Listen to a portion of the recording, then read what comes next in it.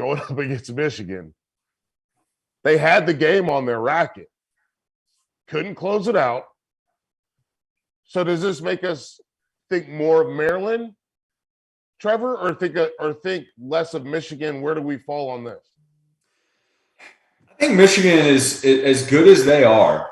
I think they're still trying to figure some things out. I mean, you talk about the quarterback position being very pivotal in today's day and age in college football and forever, for that matter. And I know that, they like J.J. McCarthy and they started Cade McNamara week 1, but everybody said they had that, they knew they were going to put J.J. McCarthy in, so on and so forth, all this stuff they were talking about. They still need to solidify, okay, this is our guy, and now he's got to start playing really, really good football for us to be great. Okay. And they have a great culture going there. I think, it's Michigan, so they're going to be in the media. They're going to be talked about. But for me, Michigan over the last couple of seasons under Harbaugh has been the one that, hey, let's just keep winning. Let's keep winning. Let's keep winning. Boom. Ohio State week comes along. Let's go beat them and maybe go to the playoff type of deal. Right. And so I think Michigan's still got a lot ahead of them. I think they've got to figure a few things out, but I think they are a great football team. We've been given a lot of credit tonight, and I will give credit to the Maryland Terrapins, to his brother. And I don't know how to say it. He's a beast. He's a beast. The guy can play some football. I mean, he's cut from the same cloth, and you just love to see the competitive nature in that family, right? When he got that first down and they ripped his helmet off. Awesome. And he stood up and he was just like, that's what I'm talking about. Love it. That's what we're here to do. And I was like, oh, they're going to win this football game. And obviously they didn't finish the drill, but I just wanted to point that out. Like, that speaks to what you're talking about, like that competitive nature. And to me, with Talia, the first time I ever saw Tua was in, Coach Sumlin. When was Tua? What year is Tua? He's got to be 2017? 17 or 18. So yeah. I saw him in 2016 in LA at the opening / Elite 11. And Dilfer called him he said, "You're a butcher. We need surgeons." Right. And he went back to the island, tightened everything up. While Tua's tightening everything up to go back to San Francisco for the next the opening, Talia's going through everything. So Talia doesn't have any of the bad habits that Tua had. He doesn't have any of the I'll just be a bulldozer. He doesn't have any of that, which is why he's where he is right now, precise and like just knows what he's doing. And so watching him is really fun because just being around that family is really, I don't know if you guys have been around them, but being around that family is really fun.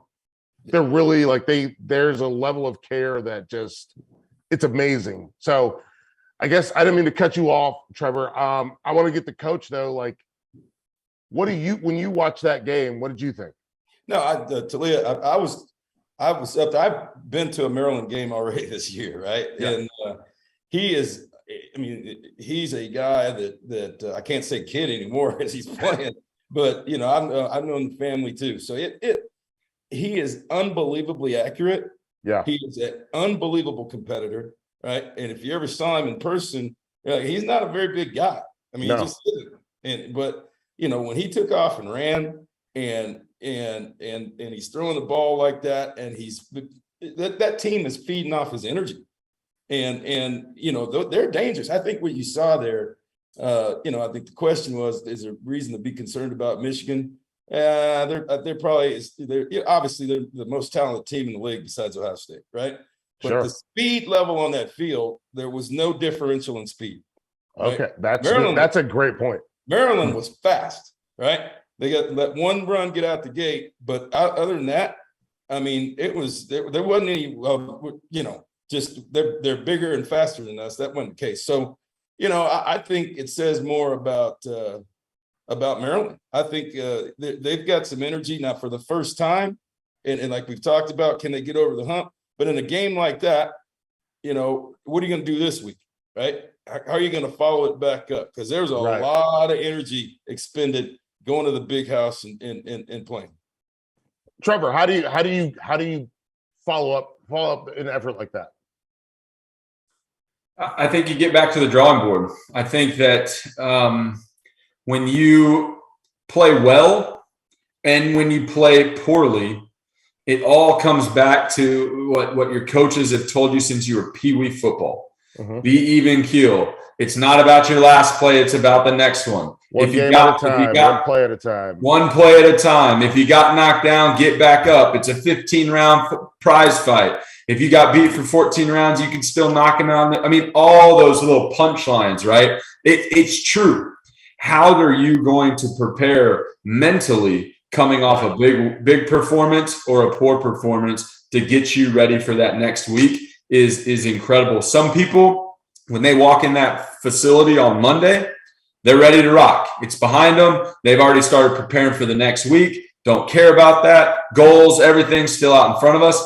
Others, they come in dragging a little bit. They need a little kick in the backside to get going because they're still, oh, my girlfriend thought I played bad. They're mean to me on Twitter. Or, hey, they love me on Twitter because I played so good. I'm going to kick my feet up. This is dangerous. I mean, it's you got to figure out a way to be even keel. Boom. That Kansas State mentality. Don't matter about the logos next. Let's just go get after it. Listen, Coach, I saw your face light up with the whole, my girlfriend thought I played well. That could be more dangerous than people just ripping you on Twitter. Right? Yes, it could. How good you are, right? Yeah.